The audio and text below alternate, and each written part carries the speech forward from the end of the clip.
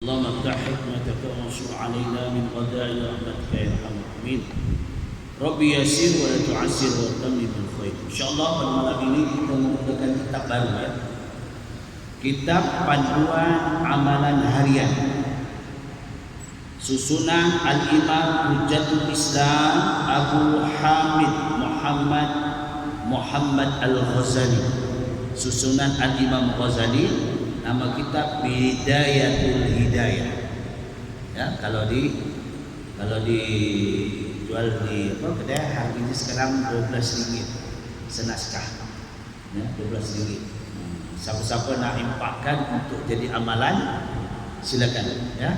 Kalau tak pun saya sediakan lah insya-Allah. Ya, ada orang impakkan duit tu insya-Allah. Kerana berpanjangan sering kitab ni dibaca dan diamalkan insyaallah ya. Kitab Bidayatul Hidayah, senang dia. Bidayatul Hidayah, ada Jawi ada Rubi. Kalau nak taris Rubi adalah ya. Di mana cari di jalan Kebun Halaman ada di mana kitab. Insyaallah. Sebelum kita mulakan, sebenarnya kita membaca Ummul Fatihah sebagai adat kita memulakan kitab. Kitab ini diterjemahkan dari bahasa Arab oleh Ahmad Fahmi Zamzam Abu Ali Al-Banjari ya, di Al-Maliki ya. Bil Al-Banjari itu orang Banjar ya. Dia tak ada. Jadi yang menyusun daripada kitab Arab kepada bahasa Melayu. Maka kita mulakan dengan Ummul Fatihah, ambil berkat.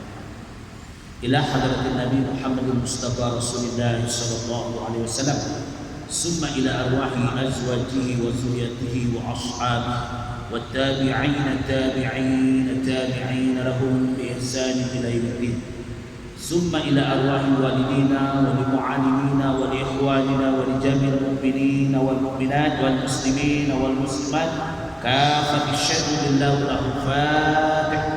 أعوذ بالله من الشيطان الرجيم. بسم الله الرحمن الرحيم. الحمد لله رب العالمين الرحمن الرحيم مالك يوم الدين إياك نعبد وإياك نستعين اهدنا الصراط المستقيم صراط الذين أنعمت عليهم غير المغضوب عليهم ولا الضالين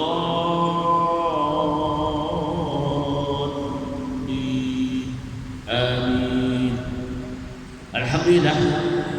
بسم الله الرحمن الرحيم. الحمد لله رب العالمين والصلاة والسلام على سيدنا وحبيبنا وشفيعنا محمد وعلى آله وصحبه أجمعين ومن تبعهم بإحسان إلى يوم الدين. Amma, kita memulakan mukaddimah dari kitab Bidayatul Hidayah. Bersyukur kita kepada Allah Subhanahu wa taala kerana memberi kita taufik dan hidayah dan manfaatkan surga kehidupan kita sentiasa mendapat rahmat dan maghfirah Allah Ta'ala. Dengan itu kita memulakan kitab ini yang disusun oleh Al-Fadil itu Al-Fahmi Zamzam ataupun nama Abu Ali Al-Banjari Al-Duni Al-Maliki ya. Itu daripada Mahad Tarbiyatul Islamiyah Kampung Tengah Dirang Pokok Sena Kedah Darul Aman Malaysia yang mengusung kitab tersebut. Baik, beberapa perhatian dalam terjemahan ini. Pertama, di dalam menterjemahkan kitab Bidayatul Hidayah karangan Al-Imam Ghazali rahimahullahu ta'ala ini, ada beberapa naskah yang kami jadikan bahan perbandingan, yaitu pertama dinamakan Bidayatul Hidayah cetakan maktab, yaitu Maktabatul Ghazali Damsyik Syria asalnya. Ya, yang kedua Bidayatul Hidayah yang ditahqiqkan oleh Asy-Syaikh Muhammad Hijarul Halmi, yaitu cetakan dan Tarasil Arabi Al-Qahirah, Mesir. Cetakan kelima pada tahun 1406 Hijriah.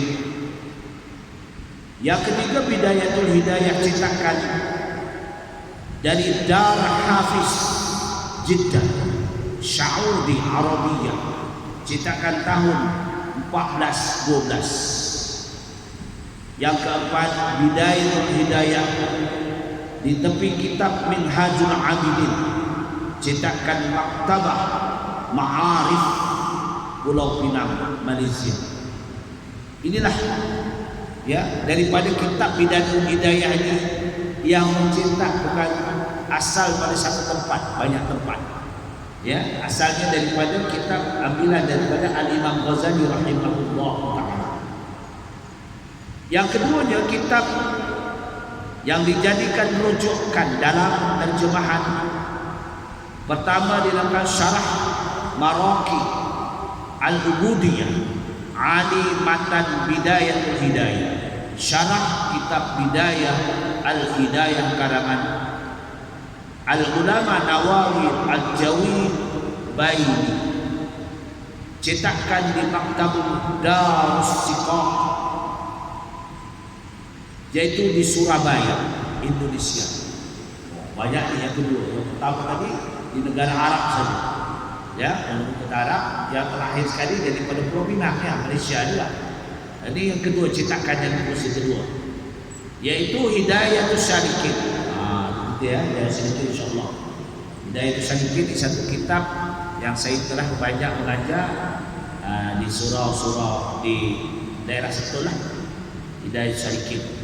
Selain pada Bidayatul Hidayah, Hidayatul Salikin bi Sulukil Maslik Al-Muttaqin karangan ulama Asy-Syaikh Abdul Samad Al-Palambani rahimahullah ta'ala dalam 3 macam naskah. Ya, pertama naskah diciptakan di Maktabul Ma'arif Pulau Pinang, Malaysia, tulisan dan bertulis tangan. Yang keduanya naskah ciptakan Maktabul Ma'arif Pulau Pinang juga, Malaysia, dicetak disalin daripada cetakan Al-Maktabul Masribah, Mesir, dan dicetak dia di tepinya kitab Ad-Darun Nawsi, ya. Kemudian naskah cetakan yang ditahqiqkan oleh Al-Ustaz Syamsuddin Shadiq, cetakan An-Nahdi Pulau Pinang, Malaysia.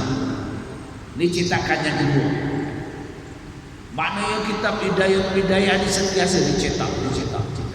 Saya berasa saya dah dapat cetakan yang keempat. Oh ya. Padahal berubah ya, dicetak lagi. Isinya sama dia tapi dicetak barukan. Maknanya dengan kulitnya yang baru ya, macam-macam ya. Sekarang ada warna merah, tu. Maknanya prihatinnya ya, orang-orang memikirkan takut kitab ini semakin pupus, ya tak? Yang ketiga, dalam membuat kandungan ada sedikit dibuat perubahan untuk memudahkan kita memahami maksud. Ya, asalnya daripada bahasa Arab diubah tulisan Jawi nasah. Kalau dulu menggunakan Dewani, tulisan khot Dewani, payah nak baca Dewani tu. Ya. Waktu dinasahkan, khot nasah. Kemudian kalangan yang keempat pula, cetakan yang keempat menggunakan Jawi dan Rumi. Sekarang Rumi ada dah jual. Tulisan Rumi. Ada kadang-kadang di Malaysia ni ada yang orang boleh bahasa Jawi, tulisan Jawi kan. Ada yang tak boleh. Jadi Rumi mudah ada.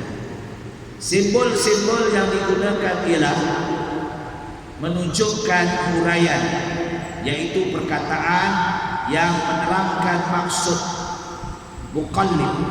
mu'allif, menunjukkan ziyadah, ya, perbezaan, ya, perkataan-perkataan daripada kepahaman, tambahan daripada penterjemah untuk menerangkan lagi maksud kitab asalnya, atau menambahkan apa-apa maklumat yang berkaitan dengan masalah yang sedang dibicarakan.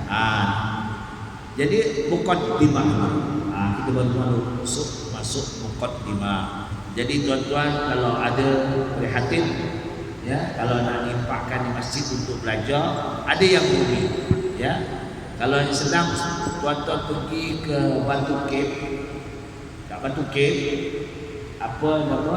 Satu kedai di belakang, depannya tu pos laju. Batu Cape tu tak? Batu Cape. Depan itu ada pos laju, belakang sekali Al-Hidayah ada jual. Yang Rumi ada, yang Jamu. Saya memang suka cari ke sana sebab saya gunakan untuk mengajar pelajar tahfiz saya, ya. Tapi dah belajar Bidayatul Hidayah, ya ayyuhal walad, ya. Itu cerita kisah Al-Imam Ghazali memberi balasan surat kepada anak murid yang tercinta. Itu ya ayyuhal walad, Minhajul Abidin, ya, satu kitab paling besar lah, Al-Imam Ghazali. Kita Al-Um, banyak Imam Ghazali ni, karangan Imam Ghazali, ya.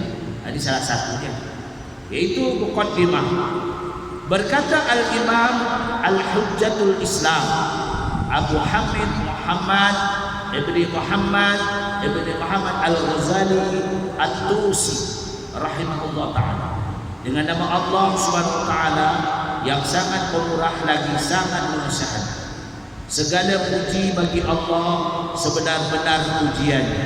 Selawat dan salam tertumpu, tercurah kepada sebaik-baiknya makhluk, penghulu kita baginda Nabi Muhammad SAW, dan juga kepada keluarga baginda, para sahabat yang taat kepada baginda. Ketahuilah wahai saudara-saudaraku yang sangat berminat dan mempunyai perhatian dalam mencari ilmu, yang telah menunjukkan cita-cita yang tinggi dan rasa sangat dahaga terhadap ilmu pengetahuan. Seandainya engkau berniat dengan mencari ilmu ini untuk berlumba-lumba dan mendapatkan kemegahan dunia dan terkemuka di kalangan kawan-kawan, dan untuk menarik perhatian orang banyak terhadap dirimu dan menghimpunkan akan kekayaan dunia, maka sebenarnya engkau telah berusaha menghancurkan agama dan membinasakan dirimu sendiri dan menjual akhiratmu untuk mendapatkan harta dunia.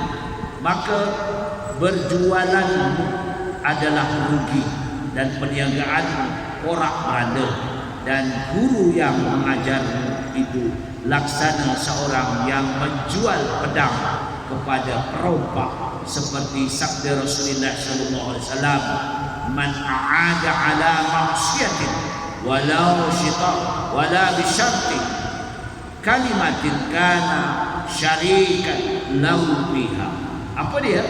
Siapa yang menolong orang lain melakukan sesuatu maksiat walaupun hanya dengan setengah kalimat, maka orang itu dikira berkongsi di dalam melakukan maksiat tersebut. Walauzubillah. Ini kata-kata Al-Imam Ghazali. Dan jikalau kita niatmu itu dalam mencari ilmu untuk mencari keridhaan Allah Subhanahu wa taala dan mencari hidayah daripada Allah, bukan semata-mata untuk pandai bercakap, maka hendaklah engkau bergembira kerana para malaikat telah mengembangkan sayapnya apabila engkau berjalan, dan ia akan yang ada di lautan semuanya memintakan ampun bagimu apabila engkau berjalan. Tetapi sebelum itu hendaklah engkau ketahui bahawa hidayah itu adalah buah dari ilmu, dan bagi hidayah itu adalah bidayah, yakni permulaan. Ada pula nihayah, ya, kesudahan, dan ada zahir dan ada yang batin. dan engkau tidak akan sampai kepada nihayatul hidayah, dan tidak akan dapat menyelami batil hidayah kecuali setelah engkau selesai dari menyempurnakan segala urusan dan berkenaan dengan zahir hidayah.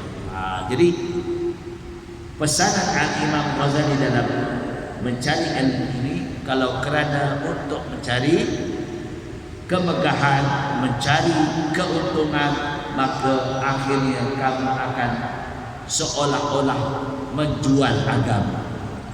Tetapi kalau kamu mencari, kata Imam Ghazali, untuk mencari kelemahan diri kamu, kekurangan ilmu yang ada pada diri kamu, untuk menambah pengetahuan kamu, itulah jalan yang paling baik.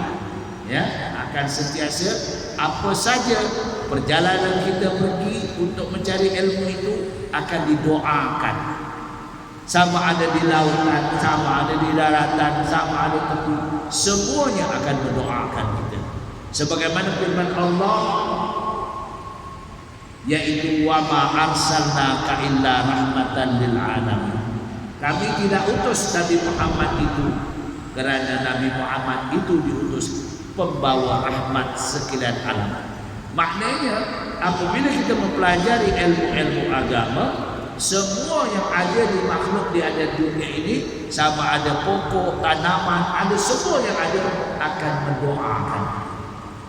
Ingat tak ketika Rasulullah sallallahu alaihi wasallam berjalan bersama beberapa sahabat melalui perkuburan, kemudian Nabi Muhammad terdengar jeritan orang di dalam kubur tersebut. Lalu baginda Nabi Muhammad mengambil daripada setakai ataupun sedikit pelepah pokok kurma itu, diletakkan di atas pusara tersebut. Maka sahabat berheran, pening, kenapa ya Rasul? Kenapa yang ambil pelepah ataupun daun pelepah kurma itu diletakkan di atas pusara orang yang memohon pertolongan? Nabi dengar Rasulullah ini ya, orang yang tahu apa yang di dalam laut, apa semua kelebihan mukjizat baginda Rasulullah SAW. Lalu baginda mengatakan, itu tadi adalah dari makhluk yang mati sudah lebih kurang 1 abad yang lalu. Maknanya 1 abad itu dah lebih 100 tahun lah, 1 abad. Dia memohon keampunan kerana sikit aja kesalahannya. Apa ya Rasul? Kesalahan sedikit aja. Kerana waktu dia sembahyang terpancut sedikit air yang dia buas, air kecil, dia tak basuh bersih. Lepas dia buang air kecil, dia tak basuh bersih. Kemudian mungkin dibasuh, mungkin terkeluar balik. Itu dah kita ni menyebabkan kita ni keluar air ni ada sebab. Ya. Pertama dinamakan air mazi. Air mazi itu lainlah ya. Air mazi itu selalu kerana bersama dengan isteri lah. Sebelum keluar air mani, dia mesti ada air mazi. Yang dimaksudkan Rasulullah ini dinamakan air wadi.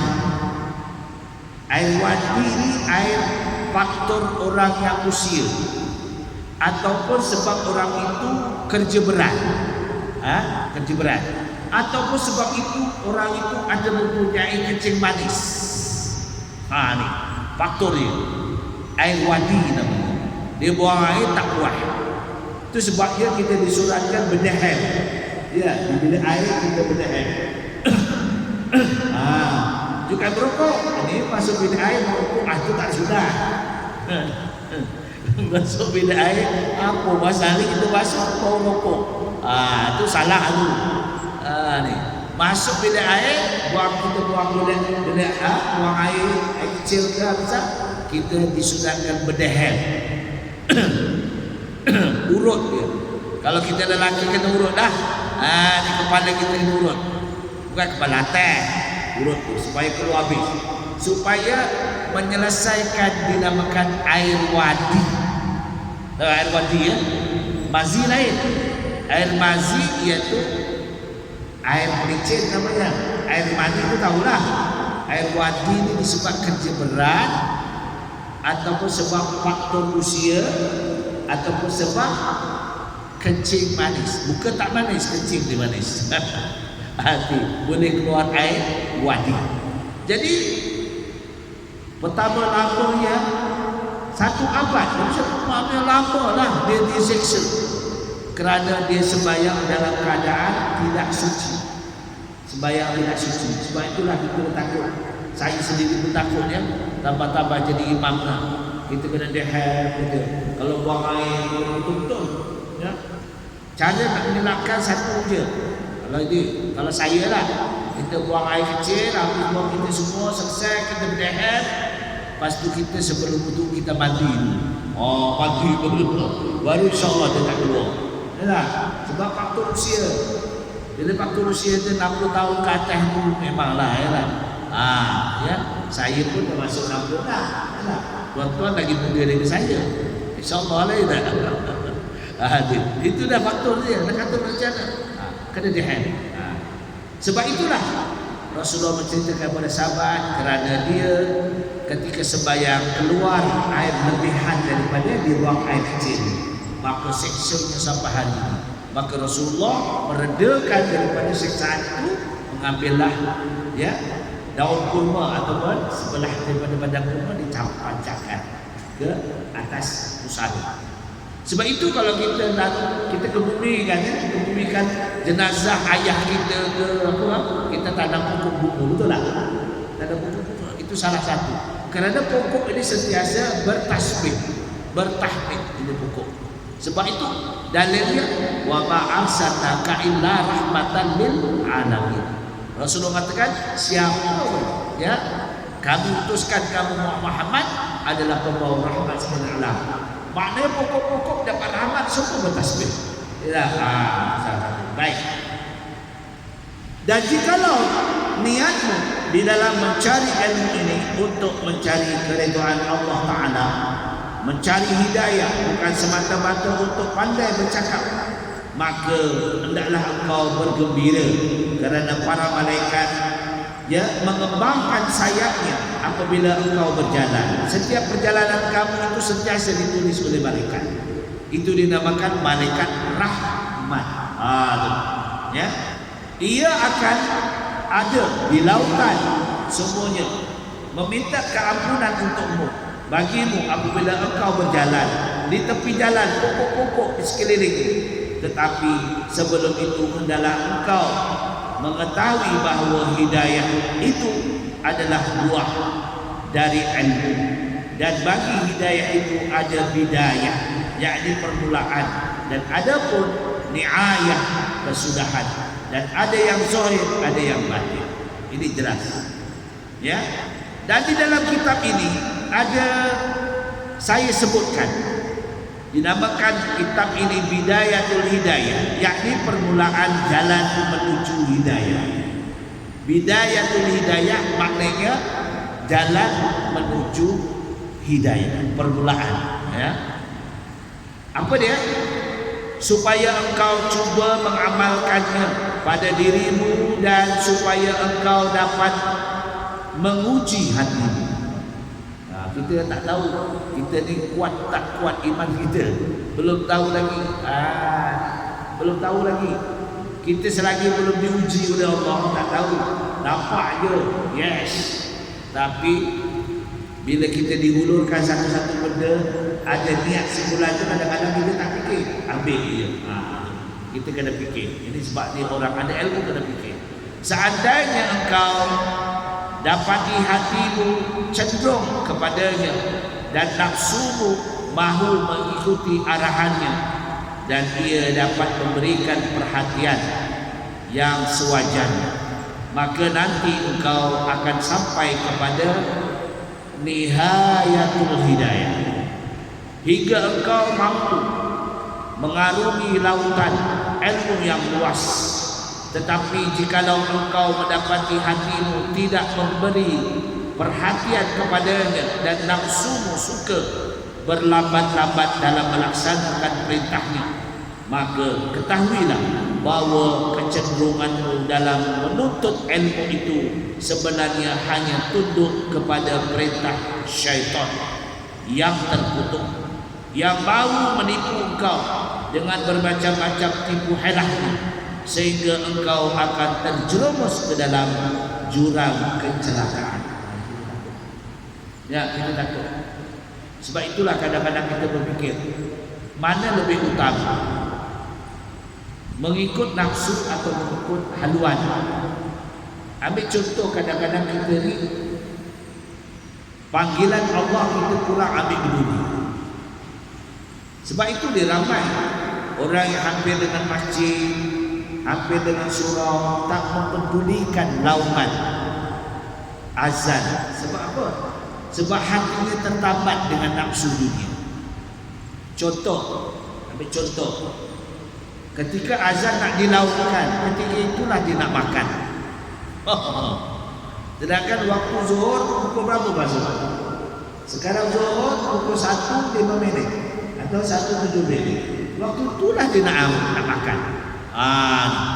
Dia selera dengan nafsu dia. Sedangkan kita kebiasaan seelok dia kita makan waktu siang itu anggaran pukul 12. Biasa dah? Biasa pukul 12. Kalau kenduri wali mata lurus tu pukul 11.30 dah mula makan dah. Tapi kalau kita tak mampu, kita lepaskan dulu solat fardu zuhur baru kita makan. Kalau kita mampu, ya, kita makan dulu pukul 12. Kita nak mengejar waktu zuhur. Di dalam waktu itulah azan dilakukan, kita pun sedap makan. Mana yang kita cinta? Jadi bila kita arah kepada nafsu kita makan dengan tanpa ada sebab, maka itulah mana kita cenderung kepada nafsu kita. Ini dikatakan Al-Imam Ghazali dalam kitab. Kerana seandainya engkau dapat diuji cenderung kepada nafsumu, mahu mengikut arahannya, itu adalah arahan dan sewajarnya nanti ada pada bidayah niyatul hidayah, hingga engkau mampu mengarungi lautan ilmu yang luas. Tetapi jikalau engkau mendapati hatimu itu tidak memberi perhatian, hanya suka kepada nafsu, melambat-lambatkan dalam peribadatanmu perintah Allah Ta'ala, ketahuilah bahawa kecenderunganmu itu dalam menuntut ilmu itu sebenarnya hanya tunduk kepada arahan syaitan. Wallahu kita kuat itu. Ya, mahu menipu akan bermacam-macam tipu daya helah syaitan. Syaitan sebenarnya bermaksud supaya engkau melakukan kejahatan padahal engkau menyangka bahawa engkau telah berbuat kebaikan. Maka dengan itu syaitan telah berjaya memperdayakan kamu dan telah berjaya mengumpulkan engkau bersama-sama dengan gulungan yang disebut di dalam ayat Allah Subhanahu wa taala, ya, di dalam surah Al-Kahfi. Apa dia surah Al-Kahfi? Qul hal nunabbiukum bil akhsharina a'mala alladzina dhalla ya'lamun alladzina dhalla yahsuhum fil hayatid dunya wa hum yahsabuna annahu yahsinun sun'a. Ini dalam surah Al-Kahfi. Sekarang ni, ya, kita kena ulang-ulanglah, ya, di Masjid Al-Hidayah pun. Saya sebagai biro agama di Masjid Al-Hidayah Sentul, saya suruh pagi jamaah mempraktikalkan, bukan teori, ya. Pagi Sabtu baca surah surat seperti di sini, malam Jumaat baca Yasin minggu pertama, lepas Isyak baca surah Al-Mulk, malam Jumaat kedua lepas maghrib baca surah Al-Kahfi, lepas Isyak surah Al-Mulk. Ini nak melatih jemaah. Al-Kahfi tak semua, macam ayat 1 sampai ayat 14. Minggu keempat nanti ayat ke-15 sampai ayat satu lembar insyaallah ya, untuk melembutkan hati ya. Ini dalam surah Ma'syurah itu yang kita adakan, kita baca kan itu ada doa, Allahumma fa'ani bi basdani, Allahumma fa'ani bi basari, Allahumma fa'ani bi sam'i. Ya Allah, manfaatkanlah diri kami, manfaatkanlah mata kami, manfaatkanlah pendengaran. Maksudnya kita manfaatkan, kita sihat, manfaatkan untuk solat tahajudnya, solat witirnya, manfaatkan badan sihat. Ya, takut nanti subhanallahi asfala safilin, kita dah tak lalu dah.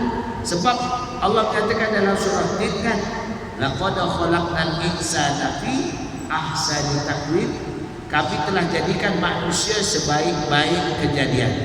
Suatu masa manusia ini akan lemah selemah-lemahnya. Disebabkan apa? Sebabkan marid, sakit. Tak kira lah sakit macam-macam, marid dia lah.